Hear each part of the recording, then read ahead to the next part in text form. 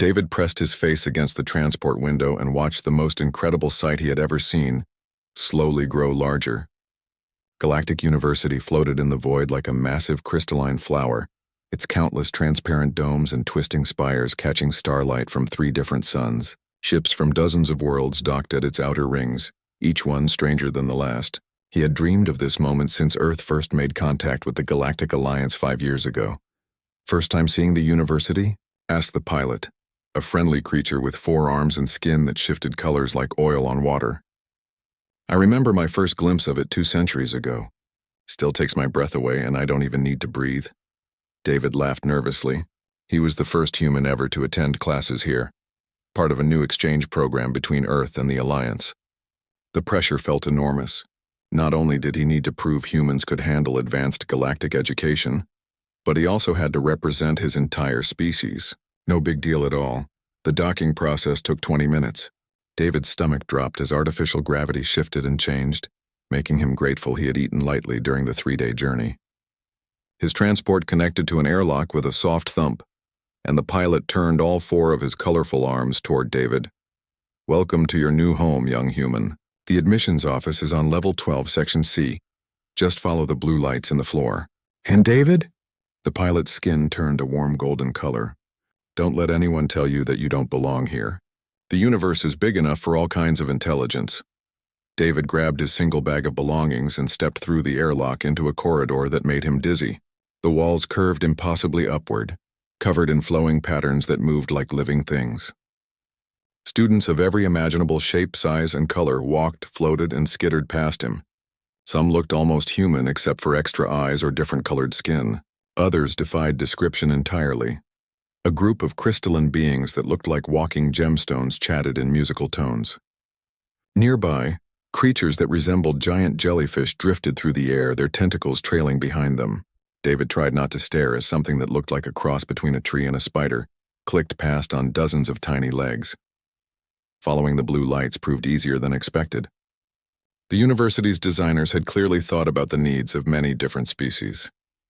The corridors branched into multiple levels, with some areas filled with water for aquatic students, others with thicker atmosphere for gas-breathing species, and standard atmospheric zones for oxygen breathers like David.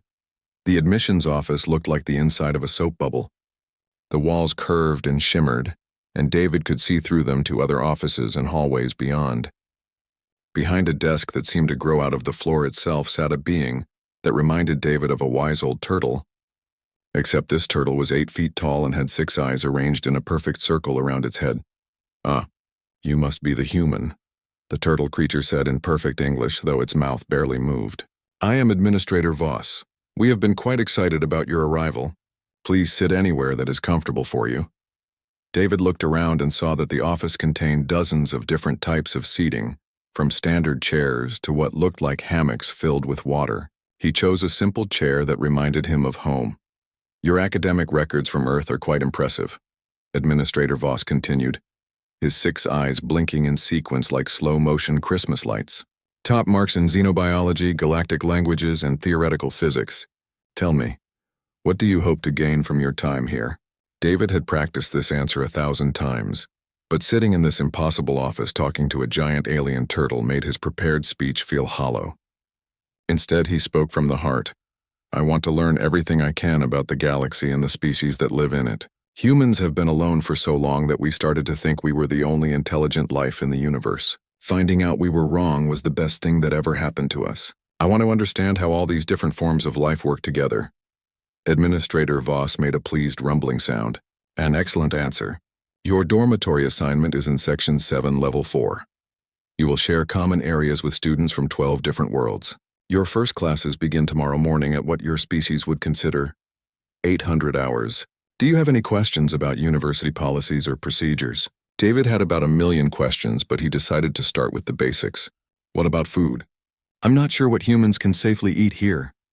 The university food synthesizers can create nutritionally appropriate meals for any registered species. Your dietary requirements were sent ahead by your Earth contacts. You should find the selections quite adequate, though perhaps not identical to what you are used to at home."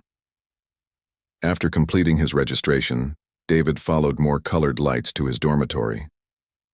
The residential section felt more familiar, with standard doors and walls that didn't move or change color. His room was small but comfortable, with a bed, a desk, and a large window that looked out at the stars. His first meal in the university cafeteria taught him that he still had a lot to learn about galactic society. The massive dining hall accommodated hundreds of different species, with specialized areas for every type of feeding imaginable. David watched in fascination as some students absorbed nutrients through their skin. Others filtered microscopic particles from the air, and still others consumed what looked like liquid light. At the food synthesizer, David requested a simple meal of chicken, rice, and vegetables. The machine hummed for a moment before producing a tray of food that looked and smelled exactly like what his grandmother might have made. He found an empty table and began to eat, trying not to feel self-conscious about the curious looks he was receiving from other students. 2 students approached his table. One looked like it was carved from living ruby, with sharp angles and surfaces that reflected light in dazzling patterns. The other appeared to be made of flowing water, held together in roughly humanoid shape, with small fish swimming through its transparent body. "Excuse me," said the crystalline student in a voice like wind chimes, "but are you the human everyone has been talking about? I am Rax, and this is my friend Nira. We are very curious about your species." David smiled and gestured to the empty chairs. "Please join me. I'm David, and yes, I'm probably the human you've heard about. I'm curious about your species too." As Rax and Nira settled at his table, David felt a wave of excitement. This was exactly what he had hoped for, the chance to learn about alien cultures while sharing his own. He had no way of knowing that these 2 students would soon make his life much more difficult than he could possibly imagine. 3 weeks into his studies at Galactic University, David thought he was starting to fit in. His grades were excellent. His professors seemed pleased with his progress, and most of his fellow students treated him with friendly curiosity. Most of them, anyway. The trouble started during lunch periods in the main cafeteria. David had developed a routine of sitting in the central dining area, where students from different atmospheric requirements could interact safely.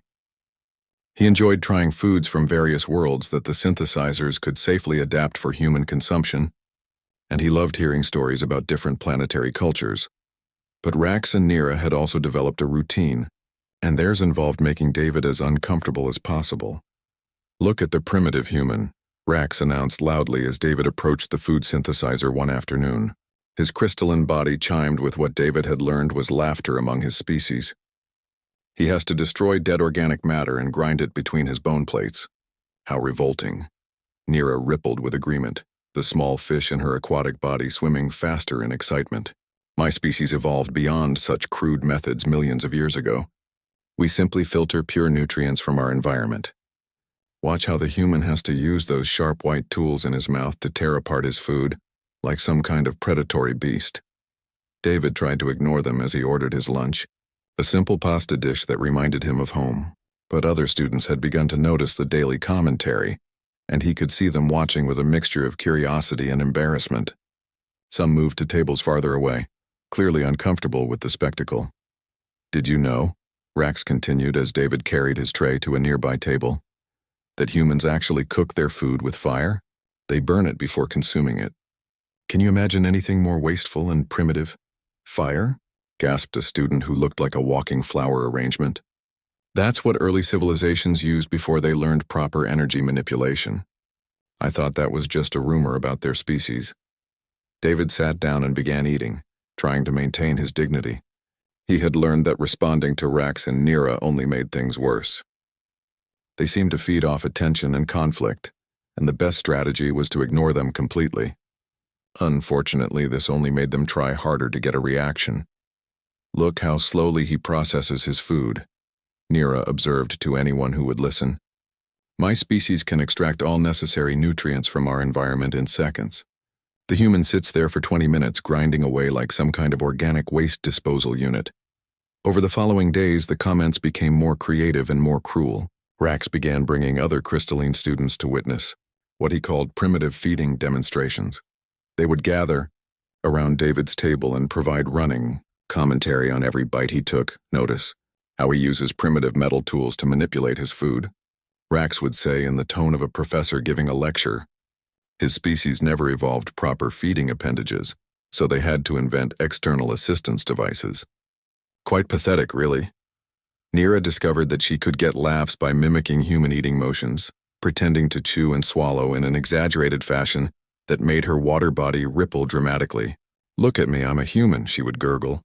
"I must physically crush my food before my simple digestive system can process it." How inefficient. The daily humiliation began to affect David's appetite. He started eating faster, trying to minimize his time in the public dining areas. But this only gave Rax and Nira new material. "See how frantically he consumes his food," Rax chimed, probably afraid that other predators will steal it. His species clearly evolved from scavengers who had to eat quickly before more dangerous creatures arrived. David's attempts to eat in different parts of the cafeteria proved futile. Rax and Nira seemed to take it as a challenge, following him wherever he went and continuing their commentary. Other students began actively avoiding him, not wanting to be associated with the daily drama. The worst incident happened on a Thursday during the lunch rush. David had chosen what he thought was a quiet corner table, hoping to eat his sandwich in peace.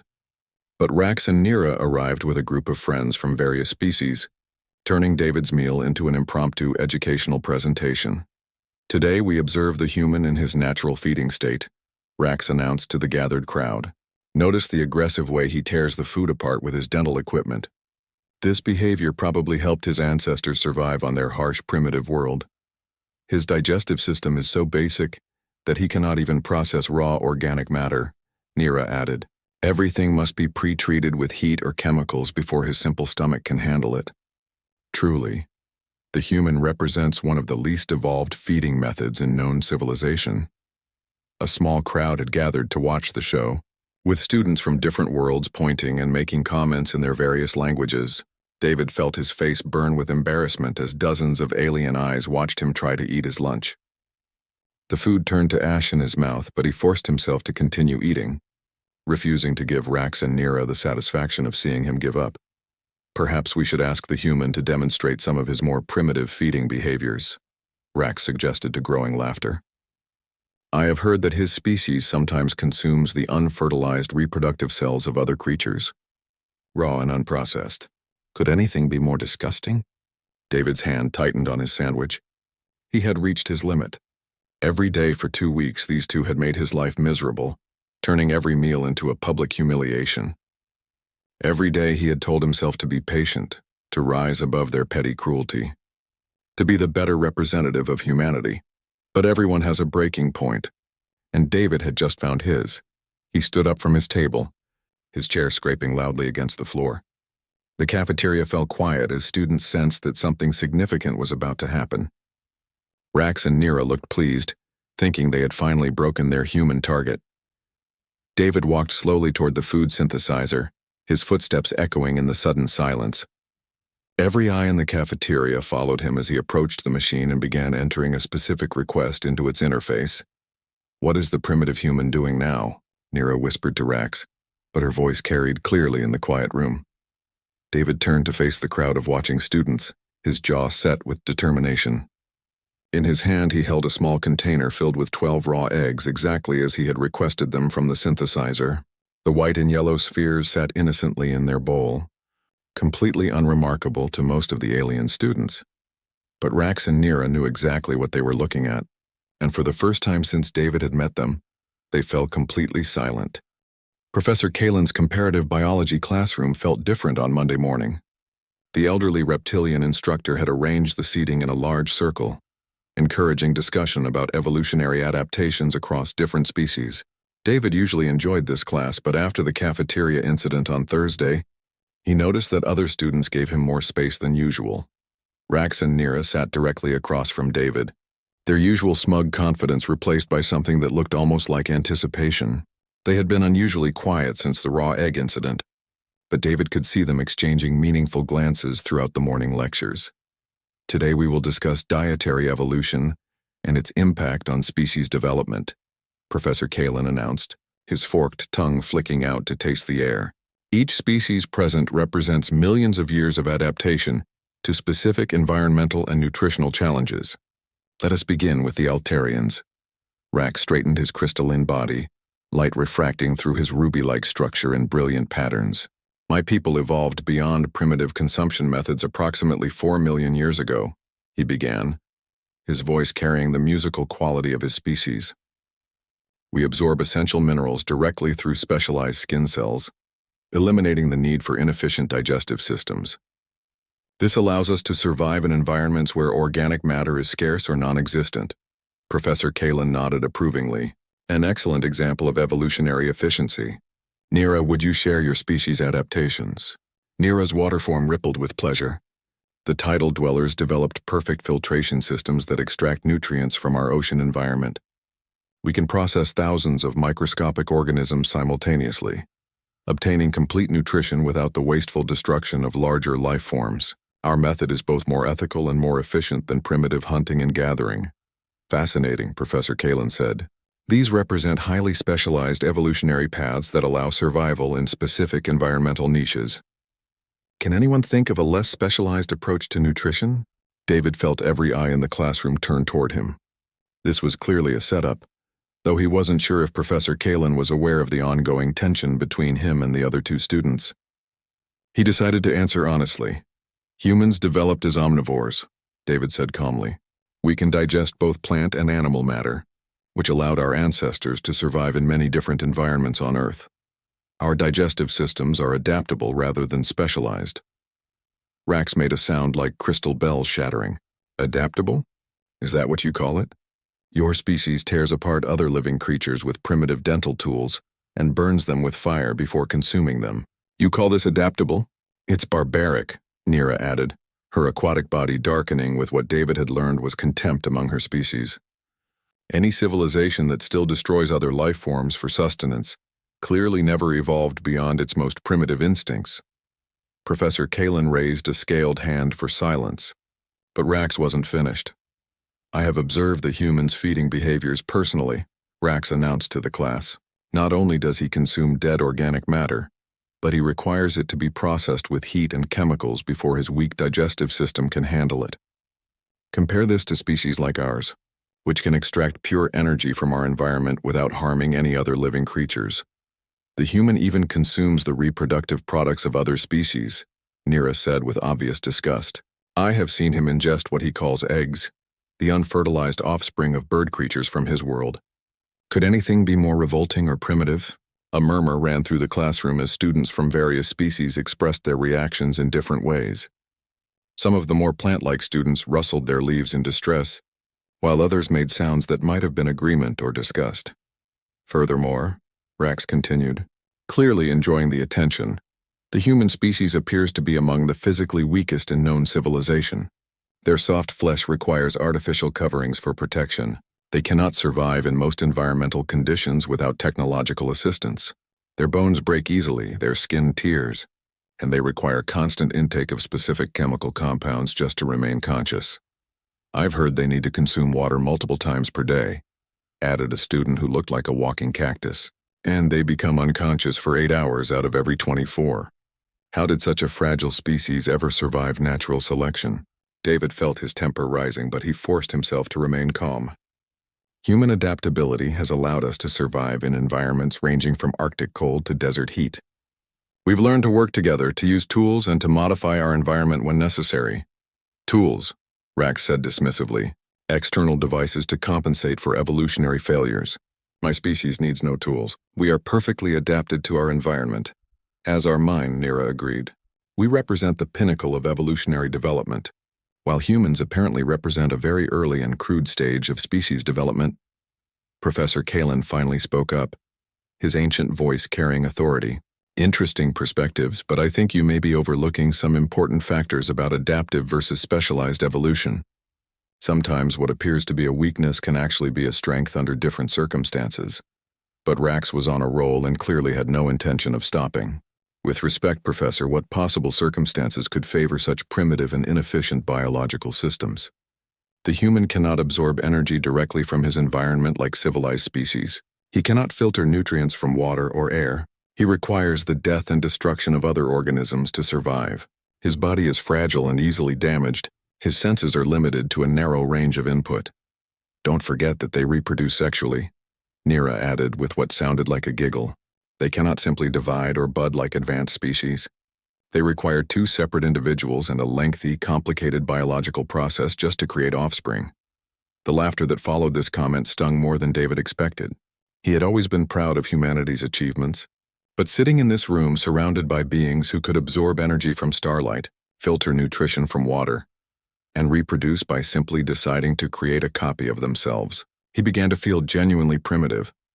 I challenge the human to demonstrate any aspect of his species' biology that provides advantages over more evolved life forms, Rax declared, his crystalline structure flashing with confidence. Surely if human adaptability is so superior, he can provide us with some concrete examples. The classroom fell silent as everyone waited for David's response. He looked around at faces that ranged from curious to skeptical to openly dismissive. These beings could do things that seemed like magic to him. They had evolved beyond the need for most of the things that defined human existence. Maybe Rax and Nira were right. Maybe humans really were just primitive scavengers who had somehow stumbled into galactic civilization without actually deserving their place in it. Well, Rax pressed, we're waiting for your demonstration of human superiority. David stood up slowly, his mind racing. He thought about everything he had endured over the past few weeks, all the comments and humiliation and constant reminders of human inadequacy. He thought about the raw eggs sitting in his stomach from Thursday's confrontation, and how disgusted everyone had been by his willingness to consume them. And suddenly, he had an idea. David walked out of Professor Kalen's classroom with purpose, ignoring the whispers and curious glances from his fellow students. His hands were steady, his breathing calm, but inside his chest burned a cold fire that had been building for weeks.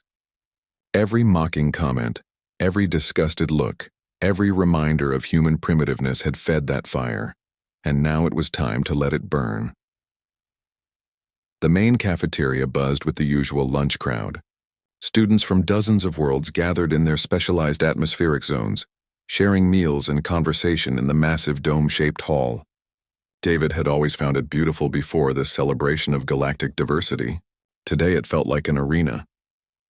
Word of the classroom confrontation had spread quickly through the university's informal communication networks.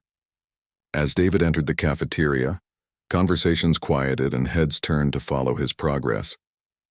Rax and Nira trailed behind him with a growing crowd of students, clearly expecting some kind of spectacle. David approached the central food synthesizer with measured steps. The machine hummed softly as he placed his palm on the identification scanner, then began entering his request with deliberate precision. The interface chirped and beeped as he specified exactly what he wanted. "What is the primitive human planning now?"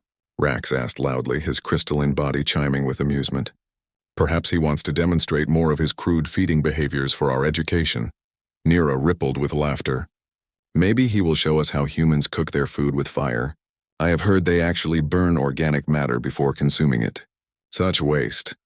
The synthesizer completed its work with a soft chime, producing a simple white bowl containing 12 perfectly formed chicken eggs, raw, uncooked, exactly as David had specified. The shells gleamed under the cafeteria's artificial lighting, innocent and unremarkable to most of the gathered aliens, but not to Rax and Nira. They knew exactly what they were looking at. David picked up the bowl and turned to face the growing crowd of students. The cafeteria had fallen almost silent, hundreds of beings from across the galaxy watching to see what the lone human would do next. Some hovered in the air, others clung to walls or ceiling supports, and many clustered around tables to get a better view. "You want to know about human biology?" David said, his voice carrying clearly in the quiet space. "You want to understand how we survived evolution? You think we're weak, primitive, disgusting?" He cracked the first egg against the edge of the bowl, letting the contents slide into his mouth in one smooth motion. The texture was familiar, the taste sharp and clean. Around him, several students made sounds of revulsion. "Humans are omnivores," David continued, cracking the second egg. "We can eat almost anything. Plants, animals, fungi, even things that would poison most species." Down went the second egg as easily as the first. Rax's crystalline structure flashed with disgust. "This is revolting. He's consuming reproductive matter raw and unprocessed. How can any civilized being watch this display?" David cracked the third egg, then the fourth. "We developed in environments where specialization meant death. When the climate changed, when food sources disappeared, when disaster struck, the specialists died out." Fifth egg, Sixth egg. But humans adapted. We ate whatever we could find, lived wherever we could survive, and kept going when others gave up. The crowd pressed closer, fascinated despite their disgust. Many had never seen anything like this raw display of biological function. In their advanced civilizations, feeding was either completely automated or refined into aesthetic experiences. This was something else entirely. Your species absorbed pure energy, David said to Rex as he cracked the seventh egg. Perfect for environments rich in the right kind of radiation. But what happens when you're somewhere that doesn't provide what you need? Eighth egg, sliding down as smoothly as the others. Your people filter nutrients from water, he continued, turning to Nira as he cracked the ninth egg. Elegant and efficient in ocean environments. But what about when there's no water, or the water is toxic, or the microorganisms you need don't exist? Tenth egg, his stomach felt fine. If anything, the familiar protein boost was energizing rather than nauseating. This was what humans did. They processed whatever nutrition was available and kept functioning. Humans don't specialize, David said, cracking the 11th egg. We generalize, we adapt. We survive. The raw egg went down as easily as drinking water. The cafeteria was completely silent now except for David's voice and the soft cracking of the final eggshell. Hundreds of alien eyes watched him consume something that would kill or severely poison most of their species, something that even herbivorous humans would find challenging to digest safely. You think this is disgusting, David said, holding up the 12th and final egg. You think it proves how primitive we are. But you know what it really proves? He cracked the last egg and let its contents slide into his mouth, then set the empty bowl down on a nearby table with a soft click. It proves that humans can survive anywhere, eat anything, and adapt to conditions that would destroy more specialized species. Your evolutionary perfection is also your evolutionary limitation. You've traded adaptability for efficiency, flexibility for optimization. David wiped his mouth with the back of his hand, a gesture that seemed shockingly crude in this refined environment. Every species here represents millions of years of evolutionary refinement for specific conditions, he continued. You're all perfectly adapted to your particular environments and needs. But what happens when those environments change? What happens when you encounter conditions your evolution didn't prepare you for? He looked around at the watching crowd, seeing uncertainty in faces that had shown only contempt before. Humans survived ice ages, volcanic winters, climate shifts, and dozens of near-extinction events on our world. We didn't survive because we were the strongest or the fastest or the most efficient. We survived because we could adapt. Because when conditions changed, we changed with them. The silence stretched on as David's words sank in. Several students shifted uncomfortably, perhaps realizing that their evolutionary advantages might also represent vulnerabilities. Those 12 eggs I just consumed raw, David said finally. Most of your species would die from the bacteria alone. Others couldn't process the proteins. Still others would be poisoned by the chemical compounds. But human digestive systems can handle them just fine and extract useful nutrition from them. He picked up his bowl and walked toward the disposal unit, leaving the crowd of aliens to contemplate what they had just witnessed. That's not primitive, David said over his shoulder as he reached the recycling station. That's adaptability. And sometimes, adaptability is the most advanced evolutionary trait of all. As he left the cafeteria, David could hear the buzz of conversation resuming behind him. But for the first time since arriving at Galactic University, the voices didn't sound mocking. They sounded uncertain, thoughtful, and perhaps even a little impressed. The real test, however, was still to come. The emergency alarm shattered the quiet of David's dormitory at 0347 hours, filling the corridors with pulsing red light and a wailing sound that made his teeth ache. He rolled out of bed immediately, his human reflexes honed by millions of years of evolution to respond quickly to danger signals. Around him, he could hear other students stirring more slowly, their various species requiring different amounts of time to shift from rest states to full awareness. David pulled on his clothes and stepped into the hallway, where emergency lighting strips guided students toward designated safety areas. The announcement system crackled to life, broadcasting in dozens of languages simultaneously. Hull breach detected in Section 12, Levels 1 through 4. All students and faculty evacuate to emergency stations immediately. This is not a drill. Repeat, this is not a drill. The corridors filled with students moving in orderly groups toward the evacuation zones. David recognized the calm efficiency that came from regular emergency drills. But underneath the order he sensed real fear. Hull breaches were serious business on a space station. As they reached the main evacuation area, David saw Professor Kalin coordinating with university security staff. The reptilian instructor's usually calm demeanor showed cracks of worry as he reviewed information on a portable display. "How bad is it?" David asked as he approached, Professor Kalin's 6 eyes fixed on him. "Bad enough. A cargo hauler suffered engine failure and impacted Section 12 at significant velocity. The automated systems sealed the major breach, but we have 17 students and 3 faculty members trapped in the damaged sections. Can't they just evacuate through the standard emergency routes? The impact damaged the main evacuation corridors. Several students are injured and cannot reach the functional escape routes on their own. We need someone to go in through the maintenance tunnels and assist with evacuation." David looked at the display showing the damaged section's layout. The maintenance tunnels were narrow passages designed for repair drones and emergency access, not student evacuation. They twisted through the station's superstructure like arteries, connecting all major systems but requiring significant physical capability to navigate. "What about the rescue teams?" David asked.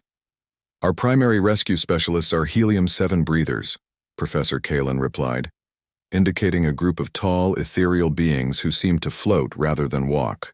They cannot survive in the atmosphere of the damaged sections. The secondary team includes heavy gravity species who are too large to fit through the access tunnels. David studied the schematic more carefully.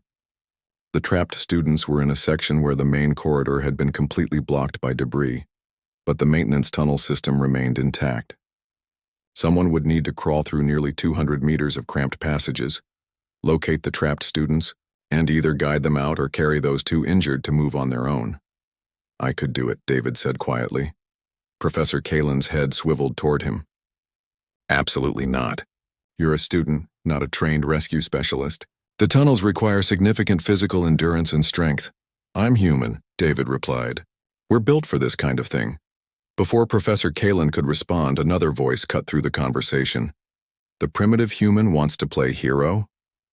Rax materialized beside them, his crystalline structure dim with anxiety.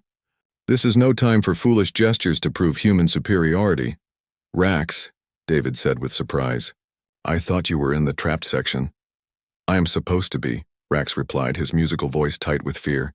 "Nira and I were studying late in the Advanced Materials Laboratory. When the alarm sounded, I managed to reach the corridor before it sealed, but Nira was still inside when the emergency barriers activated." David felt his stomach clench. Despite everything that had happened between them, the thought of Nira trapped and possibly injured sent a spike of genuine concern through him. "The barriers are designed to contain atmosphere loss," Professor Kalin explained, "but they also prevent evacuation. We estimate approximately 6 hours of breathable air remaining in the sealed sections, less if any of the injured are in respiratory distress." David looked again at the tunnel schematics, calculating distances and clearances. His human physiology, designed for endurance rather than specialization, might actually be perfect for this situation. He was small enough to fit through the maintenance passages, strong enough to carry injured students, and adapted for the kind of sustained physical effort the rescue would require. "Professor, what did I consume about 4 hours ago?" David asked. "I beg your pardon?" 12 raw eggs, high protein, easily digestible, rapid energy conversion. My body has already processed them into exactly the kind of sustained energy reserves this rescue mission would require." Professor Kalin stared at him. "You're serious about this?" "Dead serious. Human digestive systems are designed for exactly this kind of situation. Quick energy conversion for extended physical activity. Those eggs aren't just sitting in my stomach being disgusting. They're fuel."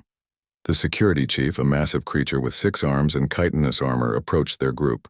"We've made contact with the trapped students via emergency communicator. We have 2 serious injuries and 3 cases of respiratory distress. Time is becoming critical." "Human," Rax said urgently, his crystalline structure now pulsing with desperate light. "If you are truly willing to attempt this rescue, Nira is among those trapped. We were wrong about your species. If you can save her, save any of them." David was already moving toward the equipment station where emergency gear was stored. "I'll need a portable atmosphere unit, emergency medical supplies, and communication equipment. And Professor? You might want to have medical teams standing by. If this works, we're going to have injured students coming out of those tunnels fast." As David began checking the emergency equipment, he felt the protein from those 12 raw eggs already converting into the steady, sustained energy his human metabolism was designed to provide. His body was preparing itself for the kind of endurance challenge that had allowed his species to hunt across continents, to migrate thousands of miles on foot, to survive when more specialized creatures could not. The maintenance tunnel access hatch opened with a soft hiss, revealing a narrow passage barely wide enough for David's shoulders. He clipped the portable atmosphere unit to his belt, secured the medical supplies in a compact backpack, and tested the communication device. "Radio check," he said into the headset. "Clear reception," came Professor Kalen's voice. "David, are you absolutely certain about this?" "Never been more certain of anything in my life," David replied, and realized he meant it. This was what humans did. When others couldn't, humans found a way. He squeezed into the tunnel and began crawling forward. The passage was cramped and uncomfortable, forcing him to move on his hands and knees through sections that scraped against his back. But his human body, designed for versatility rather than specialization, adapted quickly to the awkward position. Behind him, he could hear Rax's crystalline voice calling out, "Bring her back, human. Please bring them all back." The tunnel stretched ahead into darkness, lit only by emergency lighting strips that cast everything in hellish red. David crawled steadily forward, his breathing controlled and his movements efficient. The protein from the raw eggs powered his muscles with steady energy, exactly as his body had evolved to use it. After 20 minutes of crawling, he reached the first junction. According to his schematic, he needed to take the left branch to reach the trapped section. As he made the turn, he heard voices echoing through the tunnels ahead of him. "Hello?" David called out. "This is David Chen coming to assist with evacuation." "Can anyone hear me?" "Here," came a weak voice. "We're here. Is someone really coming?" David crawled faster, ignoring the scrapes and bruises accumulating on his knees and elbows. The tunnel opened into a small maintenance chamber, where he could finally stand up and stretch his cramped muscles. Through an access panel, he could see into the damaged section where the students were trapped.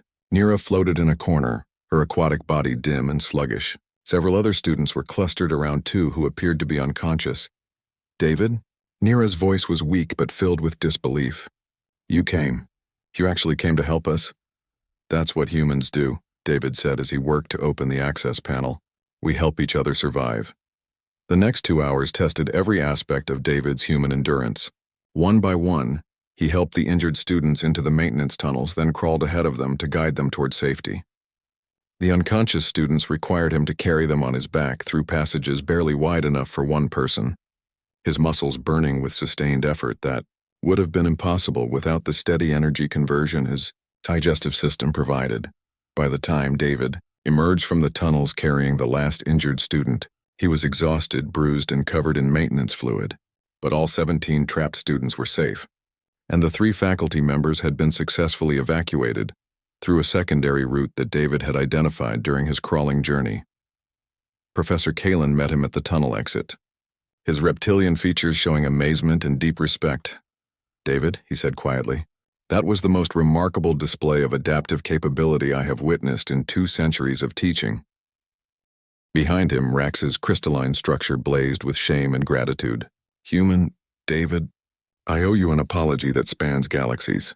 My people's rigid structure would never have fit through those passages. We would have been helpless." Nira, now recovering in a portable aquatic support unit, managed a weak smile. "Your primitive digestive system saved our lives," she said. "Those eggs you consumed provided exactly the sustained energy needed for this rescue. If you had evolved more efficiently like our species, you couldn't have done what you just did." David sat down heavily on a nearby bench, his human body finally allowing him to feel the full exhaustion of the rescue mission. Around him, students from dozens of worlds watched with new respect and understanding. "Sometimes the most advanced trait isn't specialization," David said quietly. "Sometimes it's the ability to do whatever the situation requires, even if it's not elegant or efficient or pretty." As medical teams tended to the rescued students and the space station's repair crews worked to fix the damage, David closed his eyes and felt his body beginning the slow process of recovery. His digestive system was already processing nutrients to repair muscle damage. His cardiovascular system was regulating his breathing and heart rate. and his nervous system was filing away everything he had learned from this experience. He was, in every sense, exactly what millions of years of evolution had designed humans to be. Survivors who could adapt to any challenge and keep going when specialization failed. And for the first time since arriving at Galactic University, David felt truly proud to be human. 2 months after the rescue, David found himself standing before the largest academic gathering in Galactic University history. The great assembly hall buzzed with excitement as representatives from over 300 worlds took their seats in the massive amphitheater. Floating platforms accommodated species that preferred to hover, while specialized atmospheric zones allowed every type of being to attend comfortably. David adjusted his formal presentation robes, still hardly believing that he was here to address the annual conference on evolutionary biology.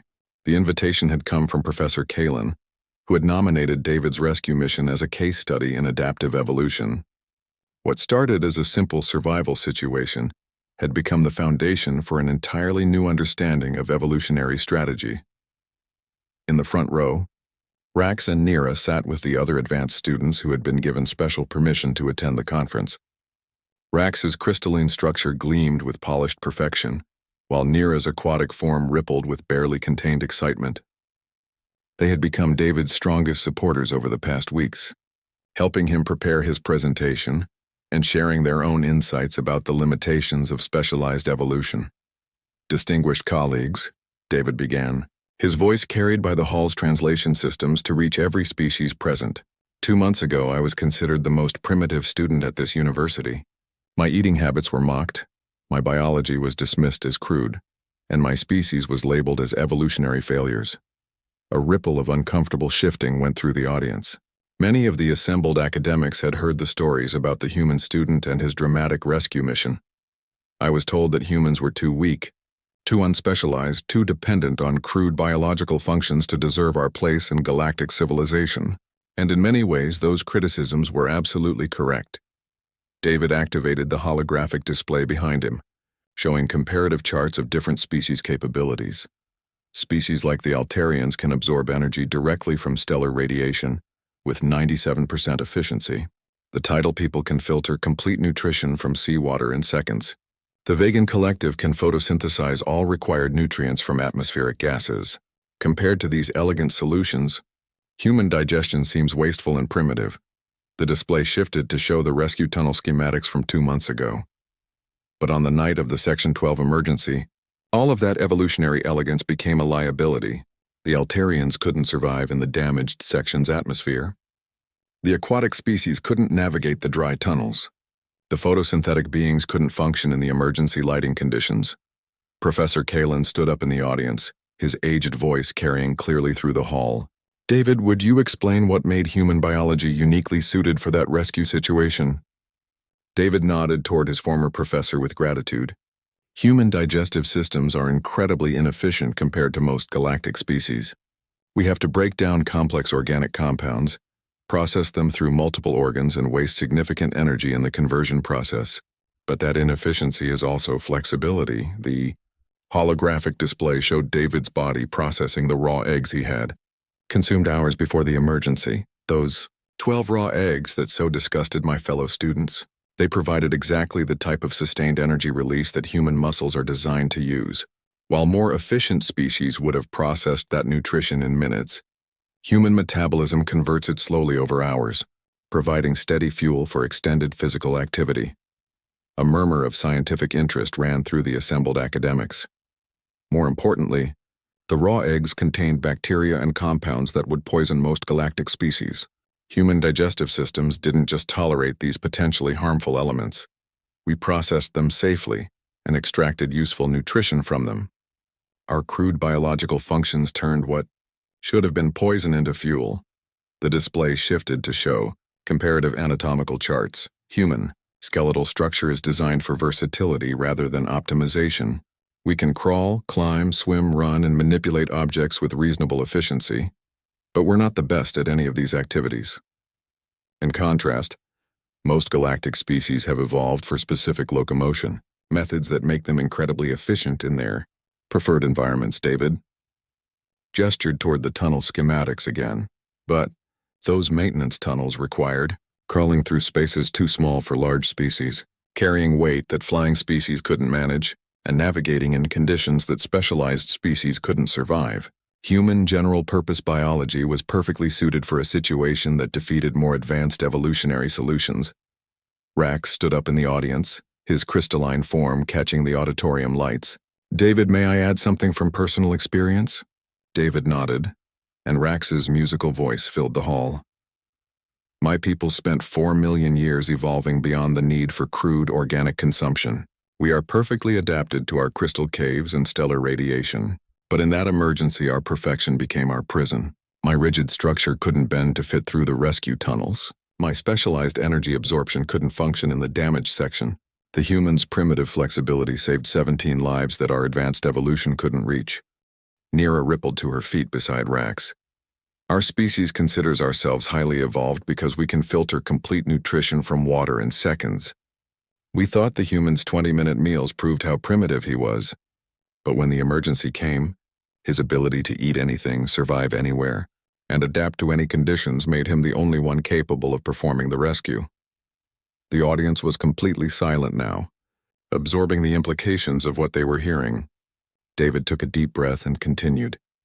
"Galactic civilization has achieved incredible heights through specialization. Each species has evolved perfect solutions to specific problems. But specialization has a cost. It reduces adaptability. When conditions change, when unexpected challenges arise, highly specialized organisms can become extinct while generalists survive." The holographic display showed evolutionary trees comparing specialized and generalist species across galactic history.